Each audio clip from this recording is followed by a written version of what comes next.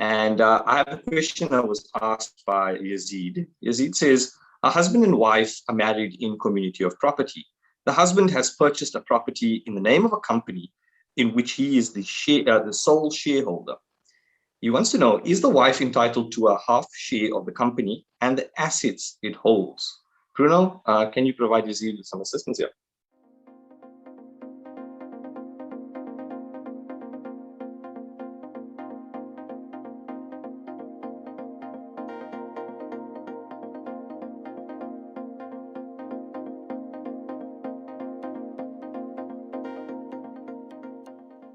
It's an interesting question because everyone from a business perspective always learns that companies and trusts act individually from the people that actually own them or run them. And that is true for the most part. But what people need to realize is this isn't the first time that tricks have been used to try and bypass having to share assets or income with your spouse. Be it your current spouse or a spouse that there's a plan to divorce at some point or another, or you can see that something's on the rocks. And in fact, the courts have gone beyond this. So it's not just about. We're trying to be so diplomatic. I'm sorry. So, and it's not limited only to marriage. So there are case law that also deals with situations where people act in a certain way to prejudice creditors. But long story short, even if you're a shareholder of a company and you're the sole shareholder of the company, now remember in this particular instance, if you're the sole shareholder of the company, those shares fall within your estate. So it's still in community of property. So for all intents and purposes, those shares will be shared. If there is a divorce at some point or another, they will have to be tallied up. There will a quantification of their value, and the one spouse will be able to claim that value from the other spouse. So the most direct answer to the question is community of property means that the shares belong to the joint estate. The point I was getting at is some people actually start getting very smart with structuring. So they use trust, for example, to hide shares in companies that own properties. Now that starts getting a bit more complicated because it's not directly held by the joint estate. It's held by a trust. But the point that I was making earlier is the courts have seen this. The courts have identified that this is an exploitation and abuse of the system. And the courts do have the power to pierce what we call either the corporate veil or the trust veil, whatever you want to call it, and ignore the existence of that trust for the benefit of case law now, the other spouse. And there's been creditors like banks, for example, that have also reaped the benefit of that. So that's kind of a very holistic answer, even though I was only asked about that much. Thanks, Bruno. Really appreciate it. We're going to quickly move on to the next question. And this question was asked by Megan. Megan says, our complex needs to replace the doors on several units due to sun, rain, and some structural issues on the property. The body corporate wants each owner to cover 100% of this project, that being the replacement of these back doors, as Megan describes them. They also at the same time want to install awnings on the first floor units. And the owners of the first floor units will have to cover 50% of this bill. The other 50% will be paid for by the maintenance fund. Megan says, I consider the door replacement and the installment of the awnings to be maintenance matters. She believes that they should actually come out of the maintenance fund itself.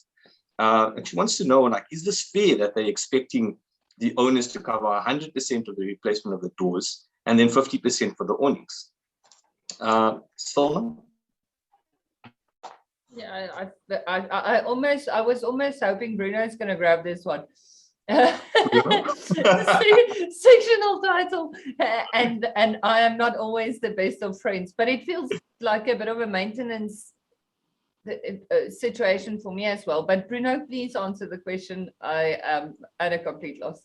I was actually checking quickly our YouTube page just to see when we answered this previously, because it sounds very, very familiar to a question that we had previously answered. So I remember that the way that the question was posed previously spoke more about the awnings being something almost entirely not decorative, but only protecting you know, the units at the bottom. So why would the units at the top have to pay for the units at the bottom? And I think that's along the lines that the question was asked. Look, I suppose the first thing that you need to look at is how this was actually dealt with from a body corporate perspective, especially more complex matters like this. Like, was there an AGM where this was actually discussed? Because there's common property where the body corporate takes care of it, and then there's one's individual property that only benefits that one person's unit. Sure, certain things like painting comes out of the general maintenance budget, but it's because it's the outside of the buildings, so there's a level of aesthetic, an aspect of you know, aesthetic and maintenance and waterproofing and things like that that go behind it. So one here would have to look at the main reasons why are these doors being repaired, why are these awnings being installed. Is it just for the convenience of the owners at the bottom? Because then arguably I would understand why it's 50%, because the body corporate would contribute a certain share because there has been an inconvenience or something's happening that requires this, but the rest of it would be contributed by the owner because they're enjoying their benefits exclusively, as opposed to the rest of the complex that aren't. And I mean, it comes down to a maintenance question. Repair of doors might be a maintenance issue, but the installation of an awning, of the awnings, are they really maintenance? What is the reason? Would the awnings actually help in any way?